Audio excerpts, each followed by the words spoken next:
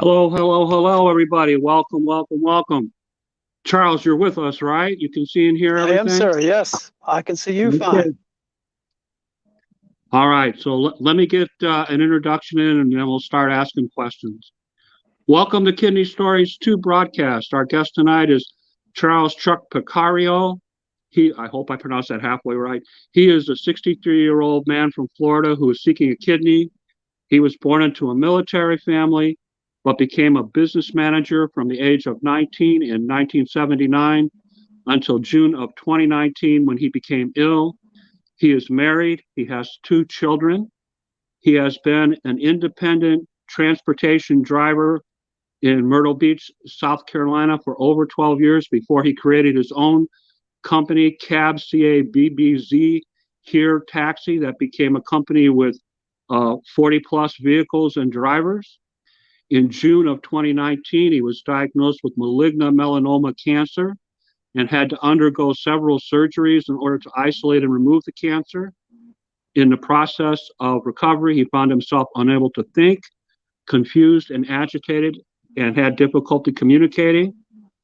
After his wife scratched his back and she exclaimed that she thought he had cancer, he saw a dermatologist, Dr. Epperson, who did a screening and did in fact determine it was cancer.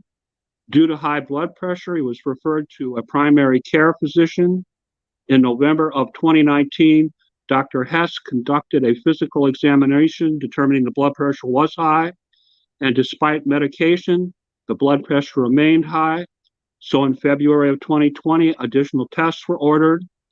On Valentine's Day, while out to dinner with his wife, Tina, Chuck received a phone call from Dr. Hess. The doctor requested he hand the phone to Tina. She told Tina to take Chuck to the nearest hospital to be checked in. At Waccamaw Community Hospital, several tests and a kidney biopsy were performed. His condition continued to deteriorate to the point where he had to sell his business and move in with his mother-in-law in Florida. Once in Florida, he saw a nephrologist who ran some additional blood tests. This led to an admission at the Meese Countryside Hospital, where a heart catheter was installed and Chuck was placed on dialysis. The diagnosis was amyloidosis. A fistula was later put. Go ahead, Chuck. Amyloidosis. Amyloidosis. Amyloidosis. Bad Uncle Jim. There'll be a new Uncle Jim in a month. A fistula was later placed in his left arm. Charles had many complications since his kidney failed and has been on dialysis for the last 2 years. Chuck is currently seeking a kidney transplant. Should you wish to donate to him, please refer to Charles Pecoraro, date of birth 7/26/58. We want to make sure we get the kidney to the right Chuck. His transportation nurse coordinator is Stephanie at the Mayo Clinic in Jacksonville, Florida. Her number, 904-956-8782, 904-956-8782. Don't worry about any of this. I'm going to run banners all during the broadcast with that information so you can get it. You might not be an exact match for him, but the program does recognize paired donation or pairs donor swap. Through that program, he could still get a kidney from the national database, and your donation would save him and another person. If you are healthy and between the ages of 18 and 65 years old, please start the process by completing an online health questionnaire to see if you qualify. The link for that will also stream during the course of the broadcast. So please, if you can help our friend Chuck out, make sure that you do that. Okay, I'm ready for questions. Chuck, did I get half of that right when I was talking through the introduction? You got more than half. The last name is Pecoraro. Pecoraro. All right. It's a little tricky to say. I want to get that information about your transplant streaming now so you can see it. Okay. Excellent. Tell us a little bit about where you grew up, your education, your employment history, all that sort of thing.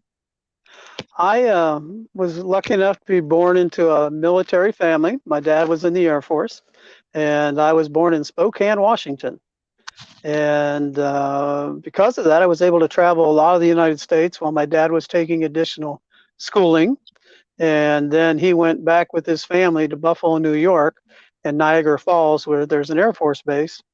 And unfortunately, that was in a very turmoil time in America. It was the 1960s, where Buffalo was burning, and having 6 kids, 5 brothers to myself, my dad and mother decided to get us the heck out of there and move to Williamstown, West Virginia, which was a really fun place to grow up as a child and as a young adult into age 19, where I went to school at Parkersburg, West Virginia High School and Parkersburg Community College, and learned what I wanted to do was draftsmanship, to become a draftsman, and that was before they even had all the computers, right? So draftsmanship was a real art, and I started looking at that as I was going to college at West Virginia Institute of Technology, and I started thinking, this isn't what I want to do. I want to work with people, not pens and paper.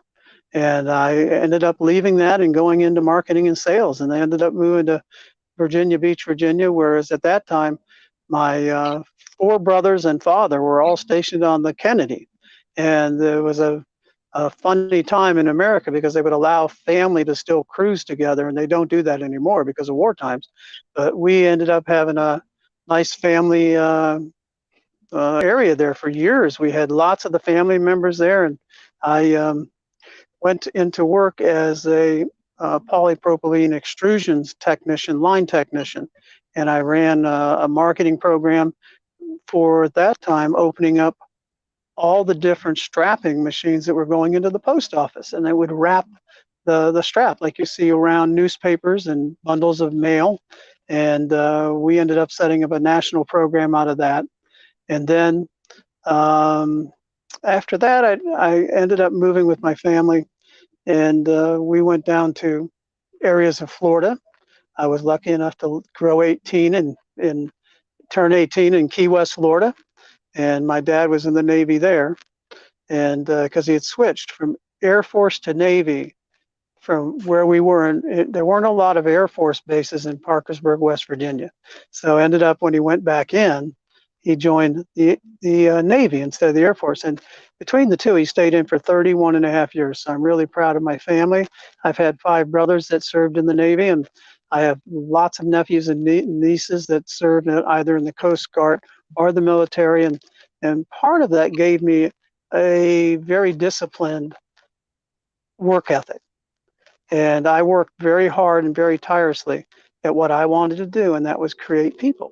I wanted to help people do things and build businesses. And the company I work with in Virginia Beach, Virginia, we became #1 out of 125 offices in the United States. And then the company that I left, I retired after 15 years. I went into my boss's office and I said, "I'm retiring next week." He was like, "What?" I said, I've got to go do something different. I don't want to keep doing contract with papers. I want to work with products. And I left that and ended up moving up to Dayton, Ohio, and working for a company called Rainsoft Water Treatment and Air Purification, which I ran their local marketing office there in Dayton, Ohio, and then became a regional marketing manager, and then worked as a director for the world headquarters out of Chicago. And I ended up traveling all over the United States, all over Canada, and spent many years developing people and helping other Rainsoft dealerships become very successful at their water treatment and air purification. And really enjoyed that part of my life. I was so happy doing exactly that. And that's why I'm doing this. You know, it's nice that you have me on here, Jim, and it's nice that it's important that I have an issue. I have kidney. I need a kidney. And I want that kidney to be able to get me back into work so that I can I'm a young man. I'm only 63. I want to go another 20 years and get another career and help build people and build businesses. And that's why I want this kidney, is so that I can stop feeling the way I'm feeling and experiencing the things I'm experiencing through dialysis. It really wears you out. It takes the energy out of your body. And that's one of the reasons why I want to do this, is to really help people and get back into a lifestyle where I can go back out and assist people and grow people. And doing this, we're helping people know more and understand better about chronic kidney disease and what it's like and how it affects your family. And those are the kind of things that I'd like to go over today. Okay, let's start your story back at the beginning. Chuck, tell us a little bit about the back scratching story, you and Tina. It was really odd. I kept scratching my back. I kept reaching back and scratching, and I couldn't quite reach it. It was right in the center of my back. So one night, I actually bought one of those monkey scratchers, and I kept scratching my back. But one night, I had taken off my shirt, and I asked my wife to please scratch my back. It's driving me crazy. I can't scratch it. It won't stop itching. And she turned around and looked and went to scratch my back, and I saw her pull back, and I heard the change in her voice, and she started crying instantly. She was like, "Oh my God, you have cancer." And I was like, "I don't have cancer." She said, "Oh, you have cancer. I know what cancer looks like, and you have cancer. We've got to get this checked immediately." So luckily, a dermatologist was holding a free screening for the Waccamaw area up there in Murrells Inlet, South Carolina. We went the next week, and immediately he said, "Yeah, that is cancer, and we have to schedule surgery right away. This is something that needs to be taken out." And it was malignant melanoma cancer. Luckily, we caught it quick enough to not get into my lymph nodes and not get deep into my skin, which also brings up another very important part about this message is, folks, go to your primary care physician every 2 years, have your blood checked, but don't get caught not having things taken care of ahead of time. Okay. So we ended up having to get that cancer cut out. It took quite a swath out of the center of my back.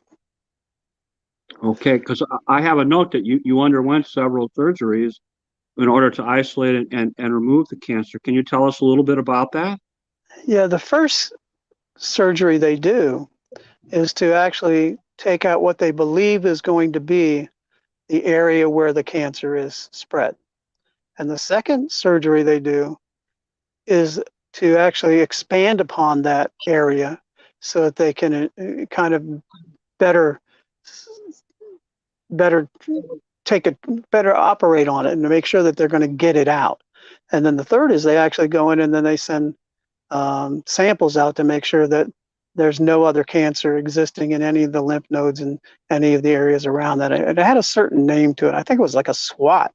It just seems to be the name of it, but it's a third operation where they want to make sure that they've gotten all of it out. So that was quite a toll on my body, and I was supposed to be off work for a couple of weeks.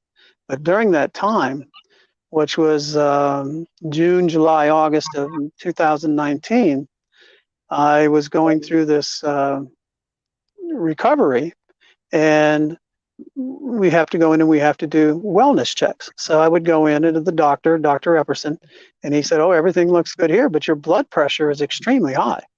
I said, "Well, I don't feel bad. I feel wonderful." He says, "Nah, you got something going on, because that blood pressure it was like 194 over something. It was just not where it was supposed to be."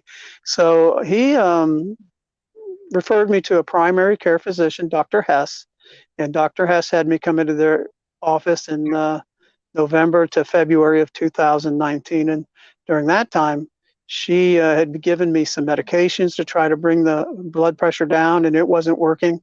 And then she had done some changes in diet, but that wasn't working. So finally, she wanted me to go for some additional blood tests. And we went down and did the blood test and dropped it off. And about February 14th, on Valentine's Day, my wife and I were out to dinner, and we're having this great, wonderful dinner that we always go to. And I get this call from Dr. Hess, and I'm looking at my phone going, "That's really weird. Why would Dr. Hess be calling me on it was Valentine's Day, and we're out to Valentine's dinner." So I took the call, and she said, "Could you please hand the phone to Tina?" And she told Tina to take me to the nearest hospital and check me in right away. Don't let me drive the car. Don't let me do anything. Just get me to the hospital. Now, that was a bad time in America too, because COVID was just coming onto the scene. So we're trying to check into the hospital, and COVID is being announced throughout the hospital. So nobody could visit, nobody could go past the front. Everybody had to have different garb to put on, and it was a really weird scene to have to go through and get checked into the hospital, where I stayed for 4 days.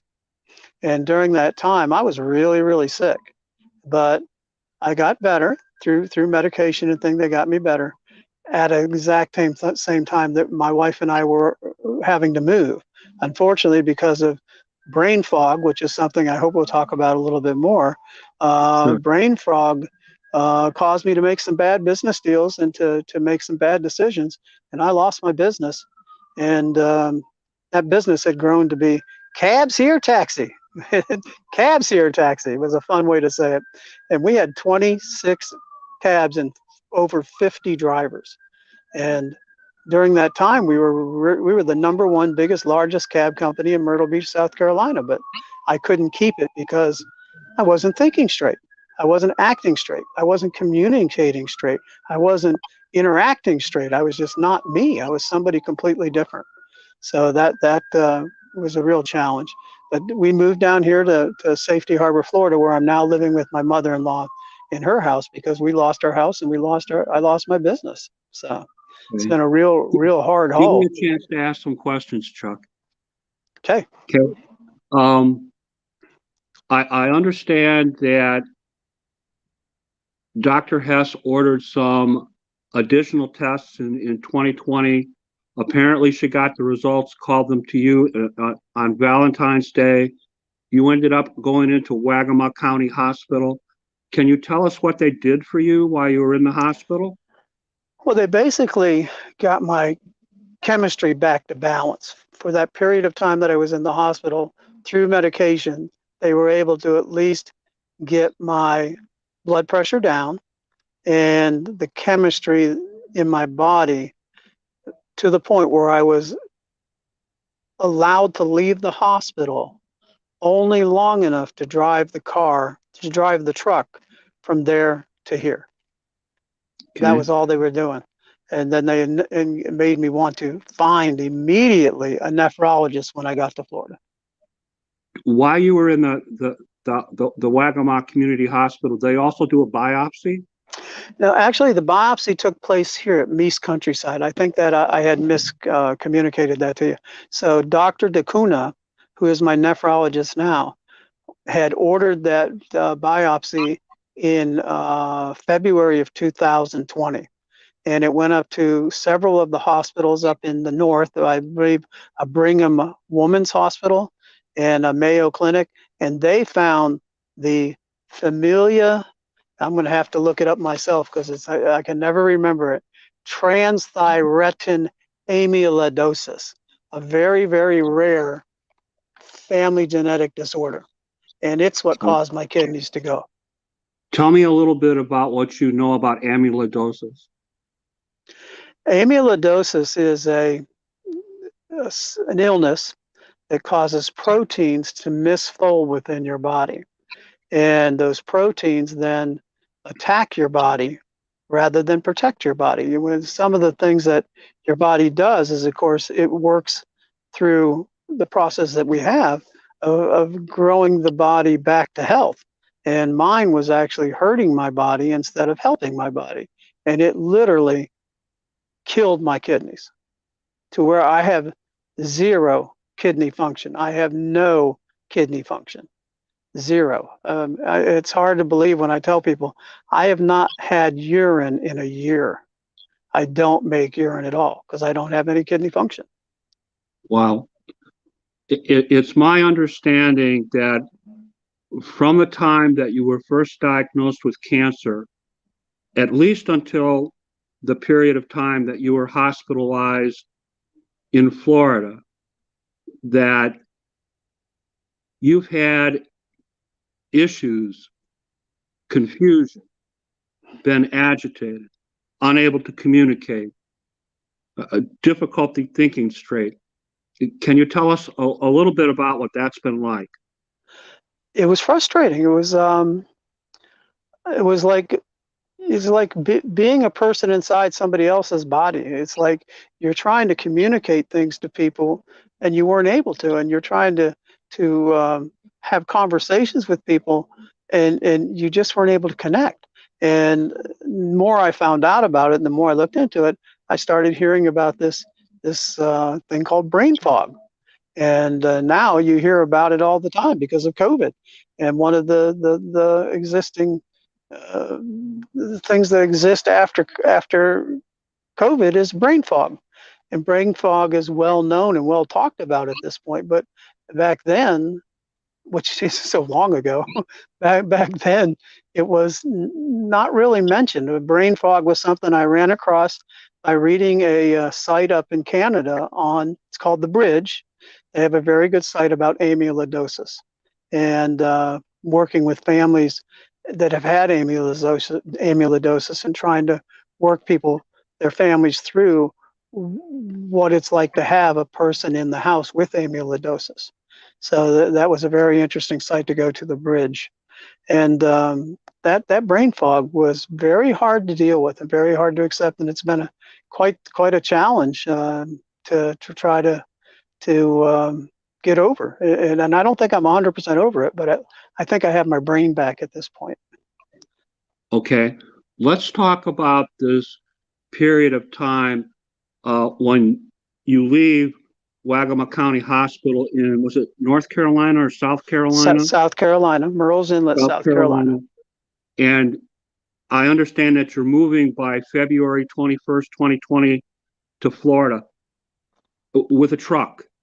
Yes. Tell me what the move was like, the drive down to Florida, et cetera. A drive that we've made several times that would normally take us 14 hours took several days. We ended up getting tired along the way. I had to get tired and had to rest and go into a hotel in Brunswick, Georgia. And then we got over here towards where the house would be, my mother-in-law's home, and I couldn't understand the map. I couldn't follow the instructions on MapQuest. We kept driving around in circles to the point where my wife just got very frustrated, and she drove past me in the other car. She was following with me, and she went and found it and made me follow her because I couldn't actually take the information that was right there in front of me and drive along the roads that were mapped and get us to where we had to go. My brain just wouldn't process it. Okay. My notes tell me it took you 2 days for you and Tina to arrive in Florida. Did you have help after you arrived in Florida unpacking your stuff? We had set up her two stepbrothers to come meet us. They're very big, healthy young men. I couldn't unload the truck. I couldn't even think about unloading the truck. I was too tired, too worn out. My body was starting to shut down. And luckily, we went immediately to find the nephrologist here in the local area, who got me over to LabQuest for some labs. But unfortunately, because of moving from one state to another, the insurance had some issues, and it took an extra week to get me in to get these lab tests done. And when he finally received the labs, he called my wife and I and told us immediately, get to the hospital right now. Do not take another. You have to get to the hospital right now. And when I checked into Meese Countryside Hospital, which would have been in February of 2020, I was near death. I was ready to just be done. And that's what chronic kidney disease can do to you. And my body was so beat up at that point. Okay. What did they do for you while you were at Meese? Well, the first 2 days I didn't know because I was out. But what they did is they put a heart catheter in right here in the right above my heart, and they ran this tube where they were doing dialysis through. and they started me on dialysis to start flushing all the fluids out of my body. And then I woke up. I was kind of still in a brain fog, and I remember laying on my cot, looking up, and there's this doctor above me, and he's like, "You have no kidneys." I'm like, "Oh, what do you mean I have no kidneys?" He says, "Your kidneys are dead. They're never going to come back. They're done. They're finished, and you are now going to have to go on kidney dialysis for the rest of your life." Was like, wow. So he ended up getting me on a dialysis regimen. Okay. I have a note. You were diagnosed on March 19th, 2020 by Dr. Tachuna. Dacuna, Is yes, that sir. correct? Am I pronouncing that Yes, sir. correctly? Hmm. Okay. This is when we were talking about the amyloidosis, correct? Correct. He sent out a biopsy, and that biopsy was the one that came up with, because he said he's been a nephrologist for 26 years, and he had never seen what my kidneys were experiencing, and that's why he had to send the biopsy out. Okay. And just so we're clear, when you're talking about a heart catheter, that is your connection to the dialysis machine, correct? Correct. It was it was literally a tube that came up out of my chest and was taped to my right hand side on my breastplate, and they had to put the needles in and take the needles out. That's how they fed and took the blood out and fed the blood back in for a 7-month period of time. Now, normally heart catheters are only supposed to stay in for a short period of time, but again, because of insurance and all the changes in my life, it took an extra 2 months to get the insurance cleared.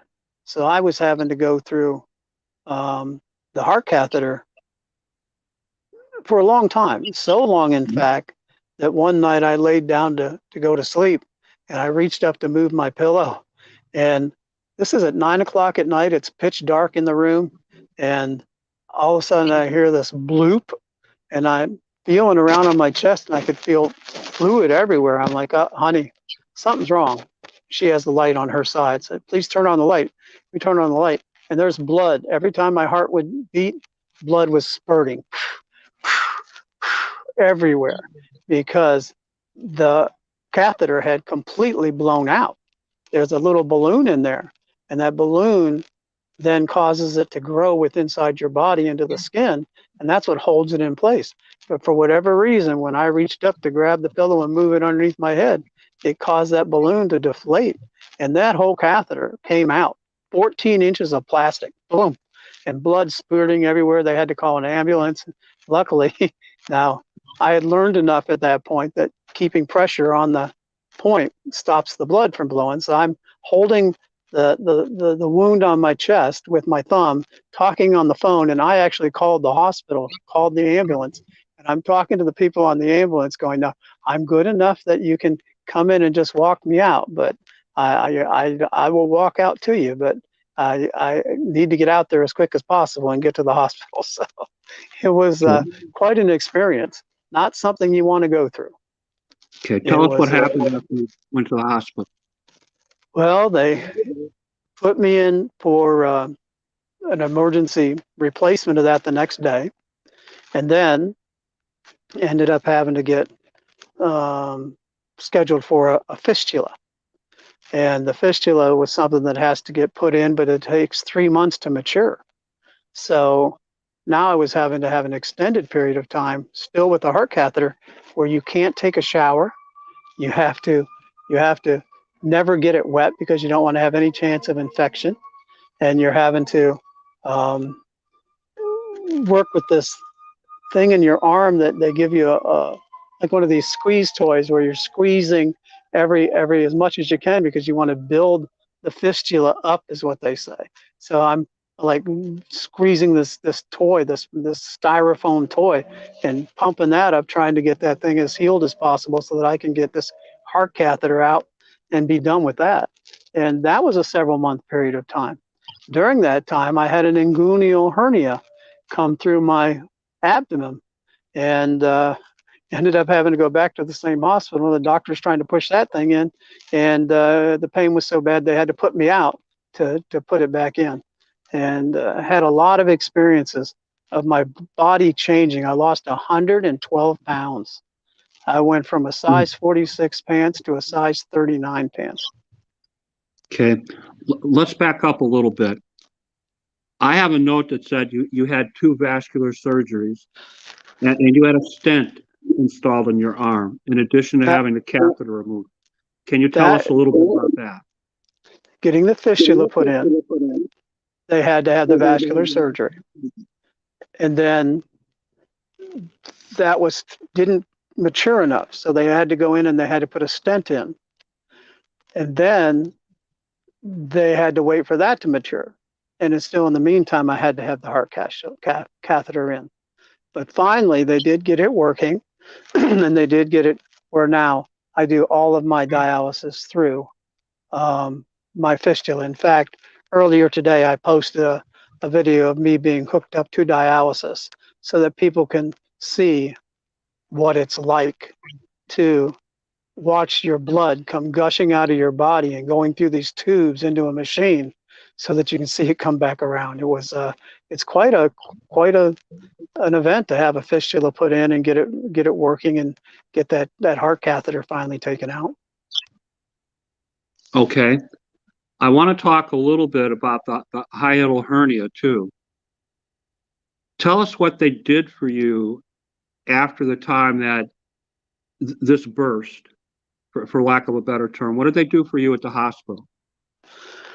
Well, I was in the hospital and the doctor was trying to push it in, and I told him I couldn't take the pain anymore.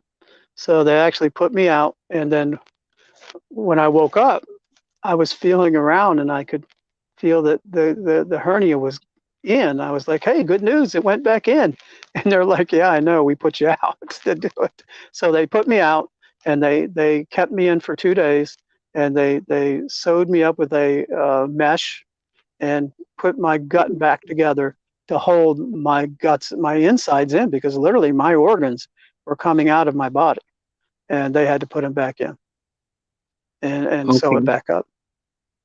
But you're not the only one on the broadcast that has a mesh in his stomach, by the way, just so you know. I understand there was a 6-week healing process for this? Yep, took 6 weeks to heal for that. And finally just starting to get life back to as normal as can be under dialysis and having to rely on transportation. Now, during that time, my body started getting better, and we thought things were going to be getting back to normal. But I stood up one day and went to walk around the bed, and the next thing I know, I crashed through the closet doors. I passed out because low blood pressure. So the processes that had all gone through for the last 6 months to a year had taken a toll on my body in some way, that it changed my body, that my blood pressure was so low that they actually couldn't even continue to do dialysis. They had to stop the dialysis machine because my blood pressure was so low. Oh, wow. Which was quite an experience in itself too. I ended up passing out 4 times and went to the hospital 5 times in a couple month period of time. God, Chuck, I'm sorry. Just so people know, you've been doing in-center hemodialysis by my notes, 23 months, 3 days a week, 4 hours a session. Can you tell us how, since the time of your fistula, that the dialysis treatments have been going for you? Well, the dialysis treatments themselves go well. It's what happens afterwards, because if you don't become your own advocate, and if you don't get educated about what your dry weight is, what your dry weight should be, then those dialysis treatments can tear you apart. They get your dry weight down too low, and you're going to pass out. You're going to dehydrate. You're going to not have the electrolytes in your body to have electricity work the way it's supposed to. And then you have to get with your cardiologist and your nephrologist, and they have to argue, kind of debate back and forth as to what your dry weight should be, how much fluid should they take off, it's amazing tug of war. It's a tug of war. And one day I remember Dr. DeCuna telling me, he says, you have to become your own best advocate. You tell those nurses to only take off so much. You tell them what to do. Don't let them tell you what they're going to do. You have to tell them what you want them to do. And that's when things changed, because I became much better educated at keeping up with your dry weight, which my dry weight as of today is 78. And that 78 kilograms, I need to know exactly what it is, because the other day, just happened the other day, Wednesday of this week, they took off too much, and I ended up getting sick the next day. I was so sick. What was actually that night, because we go to church on Wednesday night, and I was everybody was in the front of the church having the church, and I'm in the back of the church getting sick in a toilet. So you get too much off of your body, and it tears you up. It is a really, really hard thing to be on dialysis. There's no doubt that it shortens your lifespan, and it makes it hard for the people around you. Okay. Normal dialysis run, Chuck, how long does it take you to recover? A full day. Now today I made sure that I did everything right, because I wanted to be on this broadcast and be 100%. But usually it'll just take a full 12 to 18 hours just to get back to where you can. I'll come home, I'll get in bed, I'll take a nap, I'll get up, have something to eat, go back to sleep. And some days I've slept as much as 18 hours straight.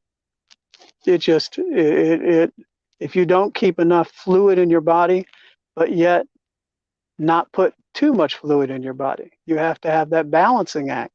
It can hurt you by putting too much fluid in, and it can hurt you by not keeping enough fluid in. You need to keep it within that level. It's terrible. It's a terrible amount of strain on your body. Okay. You're basically an expert in transportation. Tell us about your experiences as a dialysis patient and transport to and from dialysis and for your other appointments like CAT scans, blood tests, colonoscopy, eye exams, emergency room visits. I mean, even today, right? There was something going on. Yep. Tell us about that. Even today, I have these glasses on that were supposed to be a different type of glasses. They were supposed to be a different type of lens. But 1 o'clock today, the transportation company didn't show up. And 1:16, they said they would be there. They didn't show up. They said they'd be there 20 minutes later. They didn't show up. And earlier this morning, for my 5:45 ride to get to dialysis, they didn't show up. I've had terrible experiences with the transportation companies. And one of the things that I think we need to advocate for transplant and kidney patients is better transportation. When I talked to the insurance office about it today, she says they just don't have the drivers. And that's a big problem. We need to get some sort of program going where there's better transportation provided for people going back and forth for two reasons. Number one, I can't drive because of passing out. I have a driver's license. I could drive, but I want to be a responsible driver, and I don't want to. And I see people come out of dialysis hardly walking, get in their car and drive away. And I'm like, oh my gosh, when I see that, I'm just like, it hurts my heart to think that they could be driving down the road and be killing another family or hurting somebody just because they think they can drive after dialysis. You shouldn't be driving after dialysis. And the other thing is that it is so important because that the timing has to be exact. It's like an airline. Your seat's there and you have to fly away. Like in the center I go to, I have to be on at 6 o'clock and off at 10 o'clock because they bring another patient in at 10:30 and they keep them on until 4:30 in the afternoon. And they run 96 patients a week, 24 patients a day, times 2. So they do 48 patients per Monday, Wednesday, and Friday, and 48 patients every Tuesday, Thursday, and Saturday. And those patients have to be where they're supposed to be, when they're supposed to be. And if they're not, they lose their chair time.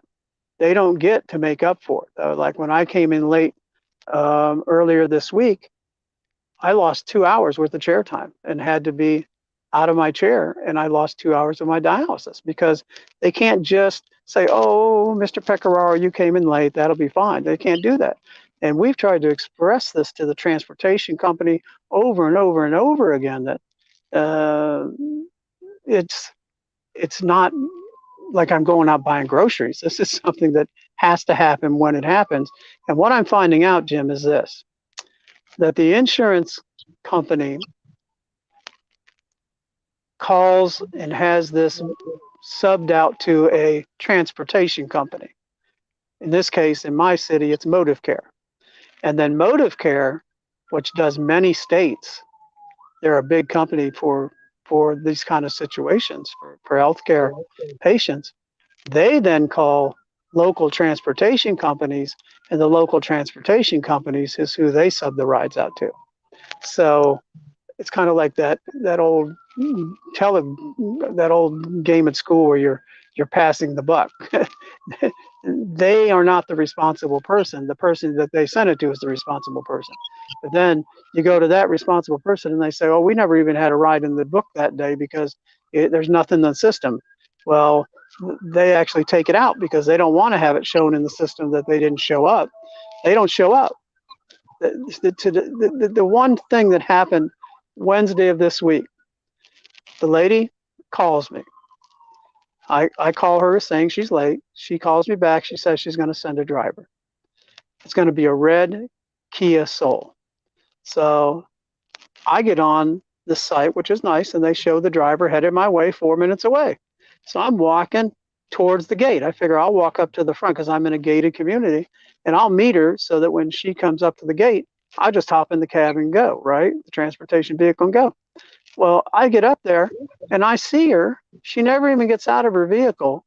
She never tries to get to the keypad to open the gate, even though she had the gate code. I'm waving at her from the other side of the gate and trying to run up the street to get there, to get to her, and almost get hit by a car on the way. And she just turns around and leaves. And I'm like, what the heck? And I'm talking to this lady on the phone, and she's talking to the driver on the phone. So now she's saying, well, why did you drive off? Well, I have another passenger in my car. Well, what do you mean you have another passenger? Why were you going to pick up this passenger? Because that's what they'll do. They'll try to double book rides so that they can raise their income. And that was a bad situation with COVID and still could be, because now they're not supposed to be carrying multiple people in the cab. And then you end up getting in with somebody you've never met before. And I'm telling you, from a transportation point of view, I've had some pretty bad situations where you would have two people get in the same cab. And I ended up making the policy that none of my drivers were ever allowed to do that, because I've seen fights break out. I've seen arguments break out, and you just don't know. You have no idea what it's going to be like. And in this case, the lady just drove away and left me standing on the street out on a major 580 here in Florida. And I'm just standing there going, okay, what are you doing? And she says, well, she had another ride. She drove away. That's how misorganized these places are. Well, and in the era of COVID, you would think in particular they'd be very careful about trying to double up, wouldn't you? Exactly. Very careful about wanting not to double up and make sure they sanitize. They're supposed to. That's the rules. It says it on their mandates. And the other thing is they call you the night before and they confirm. They make sure that you're going to wear a mask and that you're going to be there on time. And then they don't even show up on time. And then they do send somebody. Many times I've had to get in cabs with other people.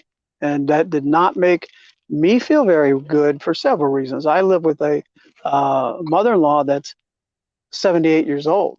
And my father-in-law is 80 years old.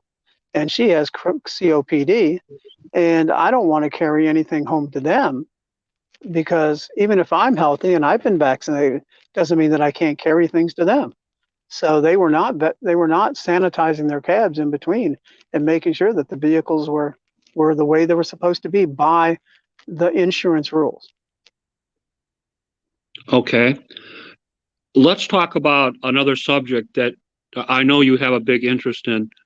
Let's talk about your experiences with brain fog and how kidney failure has affected the way that you think and communicate with others.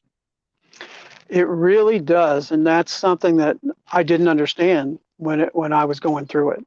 So you think you're able to have the same kind of conversations that you would with your wife and with business partners, when in fact you're becoming very agitated, very confrontational, and you're not actually processing what it is they're saying to you, and you're making bad decisions and wrong decisions simply because your brain isn't processing it. The brain fog is a real thing, and it's something that is really hard for interacting with people, and very hard for the patient himself. Very, very frustrating for the patient. Okay. And just so everybody knows, the documentation about brain fog, your Uncle Jim, brain fog, there are links in the comments to scientific studies on brain fog. And if you're interested in that, all you have to do is check out the comments, and those issues are there. One of the examples that you mentioned to me where brain fog became an issue was something that happened in late February or early March of 2020. You misplaced something. Can you tell us a little bit about that? I misplaced my wedding ring, and I've never been able to find it since. I have no idea. I think I have an idea where I left it. I think I left it when I went to wash my hands someplace at a meeting, but I don't know for sure. And we went back and tried to track it, but I lost my wedding ring, and then that hurt my wife so bad. She had purchased me this beautiful, beautiful 3-diamond wedding ring. It was quite an expensive ring, and I've lost it forever. I don't know where. We have not seen it since February of 2020. Don't know where it went, when it went, how it went. So I've called many people about it, and nobody's ever seen it. Okay. So tell us exactly where you lost it. I believe I lost it in a office building in Myrtle Beach, South Carolina, when I went upstairs to wash my hands at a sink. Okay. Do you happen to know the address there? I don't, not off the top of my head, but I'm sure I could find it. I was actually going in to file our state taxes and pay the state taxes for both her company and mine. So it is a state tax office on, here we go on brain fog, a parkway in Myrtle Beach, South Carolina. I don't remember the address off the top of my head. No. But yeah, if anybody could ever find that ring, I would love to have it. Yeah, if you and Tina could get me that address, I'll put that in the comments to the instant replay, and maybe we'll get lucky. Yeah, somebody that would be a blessing. Thank God, that would be a blessing. It's something Parkway, and I'm just not coming up with the name. There's that brain fog working. I wish I had known you were going to do that, because I'd have had it for you. Okay, I'm sorry. No problem. There is the clinical name for what happens when toxins build up in your bloodstream and affect your thinking. Do you know what the clinical name is? I do not. I do not know that clinical name. Don't worry about it. Tell us, do you have advice for other people to help them avoid some of the health issues you've experienced in your life? If you do, what would that be? I share this all the time with people. I'll share it with everybody. I tell them, folks, I tell people, tell your children and tell yourself, find a primary care physician. Get to your primary care physician every 2 years. You may think that costs you money because you have to pay for that physical, or you have to pay and go through the process, and you have to take time off work. but that will save you so much time and hurt down the road. If you know ahead of time what's going on with your body, then you can stop things from happening that will happen later. And you can be more prepared to take on those things from a reactive point of view, from a proactive point of view, and rather than a reactive point of view. So that's the first and foremost thing I tell people is don't worry about the cost, because the cost that you go to a primary care physician, the time that you take will be paid back tenfold in your lifetime. It's so important. That Okay. is one thing I would tell them for sure. And the next thing, as you heard me say, is become an advocate for your own. You have to understand what's going on with your situation. And there's so many situations, even though we all have kidney disease, as your site shows and my situation shows, there are so many reasons why kidney disease rears its ugly head. And you have to be ready and able to take and make those changes in your life, whether it be diet, number one, medicine, number two, and exercise, whatever it is, having genetic testing done. Genetic testing, I think, is one of the best things that you could do for you and your family. Because even though I've never had any blood children, I have stepchildren, but one of the biggest fears once I found out about my situation, knowing I have 5 brothers and they all have children, is that what's going to happen to their kids? And then my mom and dad had 11 brothers and sisters. So I have hundreds of nephews, nieces, cousins spread all over America. And I have beat the drum.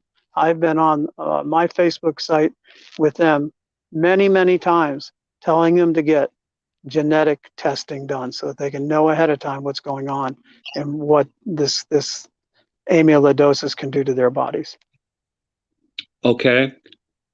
Chuck, you're currently looking for a kidney transplant. Should someone wish to donate, what is your full Christian name and your date of birth?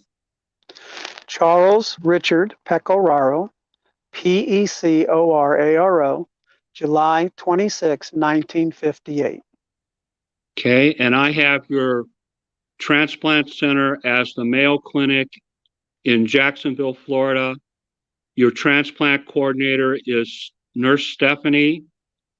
She can be reached at 904-956-8782, 904-956-8782. That has been streaming throughout the whole broadcast. You can also fill out a health questionnaire if you're between the ages of 18 and 65 to start the process. And the link to do that has likewise been streaming throughout the whole broadcast. One of our viewers asked earlier, can you explain for us, why are you seeking a kidney transplant? In my life, I was able to impact so many people from both a business owner's point of view and people that work within businesses. Some of those people that went on to open up their own businesses. I wasn't a director at a school. I wasn't a philosopher. I wasn't a pharmacist. But what I was what America is made out of. America is made out of people that help other people. And that's what I want to do. I want to get back into another lifetime, another 20 years, a career where I can help develop people and see those people succeed and help their businesses succeed and help bring America further along through this COVID situation with all the things being done right. And that's what's so important to do, is to make sure that you cross your T's and dot your I's, and you develop people so that they can become the best that they can be. Okay. It's my understanding that part of the reason you're doing this broadcast tonight is to educate, raise awareness, try to let other people know about issues that are kidney issues in particular that are important to you. Would that be a fair statement? It's a very fair statement, and I appreciate you so much, Jim, for having me on, because that's really what this is all about, is educating people so that they know better about kidney awareness issues, and what it's like to have family members that are experiencing those issues, so that we can help people get kidneys and help get hundreds of people, thousands of people. In fact, there's 110,000 people waiting to get kidneys in America right now. We need 110,000 kidneys. That's not a small number. So we need to get a huge swelling, a huge grassroots going here, how people can become better educated on how to become a kidney donor, even as a living kidney donor, or setting up in your lifetime now that upon passing that your kidneys and your organs transplant to another person. And that is so important. Okay. I want people to understand that you're also a kidney advocate. You're not just a guy that's looking for a kidney. Tell us a little bit about the kidney advocacy that you did this week for the National Kidney Foundation. It was my first experience of doing that, but to actually get on phone calls with the senators and congressmen here in the state of Florida and help them work through understanding to bring to the foremost in their efforts about the three bills that are coming through Senate right now. One, which is to help with the funding for kidney. We're looking for $15 million in additional funding. And the other was to help families to be able to have better means of being able to assist their patients, their family patients, and get them back to health. And then the third one, of course, was the what was that third one, Jim? I can't remember the one we talked about earlier. Dialysis bill. Home dialysis. Yeah, home dialysis would take so much help, so much stress off of the centers. And like say the center I go to, just one center, and there's thousands of centers. That center has 96 patients a week going through it. So a lot of people can do this at home and have the dialysis done in a different manner. But that way they don't have to go to the center and don't have to put up with the transportation issues and don't have to put up with the have to experience the things that I've experienced. It would make it a much smoother transition for them. Okay. So the Living Donor Protection Act to help donors to keep their insurance companies, life, disability, and long-term care from discriminating against them, and also to keep their employers from firing them, discharging them, changing their position at work just because they wanted to donate a kidney, correct? Or they had to take off to help somebody. Exactly right. If they become a kidney donor, they don't want to lose their job just because they're donating to somebody else. The home dialysis bill here in the era of COVID, I mean, we have more people that get infected by COVID disease in dialysis centers than anywhere else, almost 4 times as many. And Sure. The old problem with home dialysis has always been, they give you a machine and an 800 number and wish you well. Now they're talking about sending somebody home with you, a professional, to make sure that you're doing home dialysis right, at least for the first 30 days that you're on home dialysis. You can apply for another 30 days. And if your condition is worse, you're disabled, you have problems with your brain, et cetera, et cetera, et cetera, you might be able to get that extended for all of your home dialysis treatment. Exactly. And the last thing, as you mentioned, appropriations. We're spending about $20 per kidney patient on research. They spend $4,000 or $5,000 on other things like AIDS, like problems with your brain. All we're asking for is a fair shake, because kidney disease is the third leading killer in the United States. Would all those be fair statements? They would all be fair statements, and kidney disease is growing because of COVID. It actually creates additional kidney disease. Right. There's about 37 million of us that are afflicted Correct. with chronic kidney disease, approximately 800,000 of us that have been diagnosed with chronic kidney disease, but many people don't know it. They're saying as a result of COVID and acute kidney injury that those numbers, that 800,000, may go up to well over 1 million people by the time the virus runs its course. So it's a serious thing to try and get us some research, correct? Research and funding so that we can get people cured and find better ways to get dialysis where it'll be less time in a center so that they can actually lower it down. So you don't have Right. to do Early 4 hours in a detection, treatment. It could be 2 hours in a treatment. early treatment, always better for you.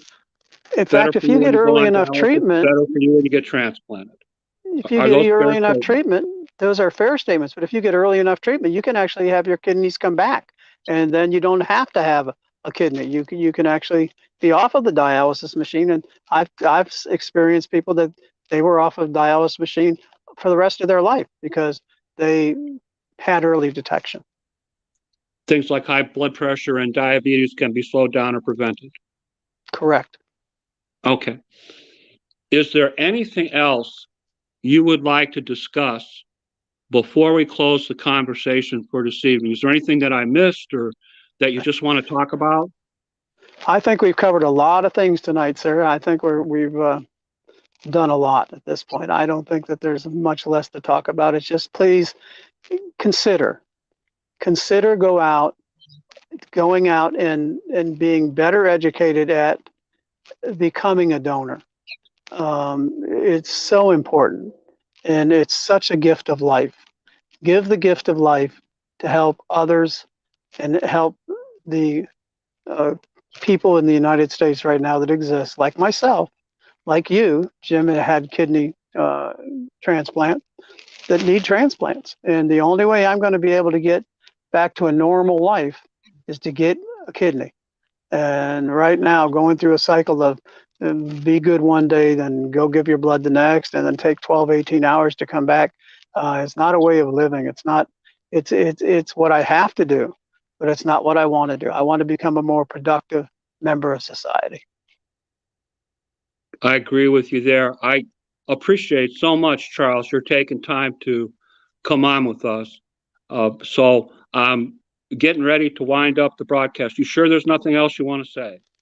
No, thank you very much, sir. This has been a wonderful, wonderful time with you, and I really appreciate the time. No worries. Okay.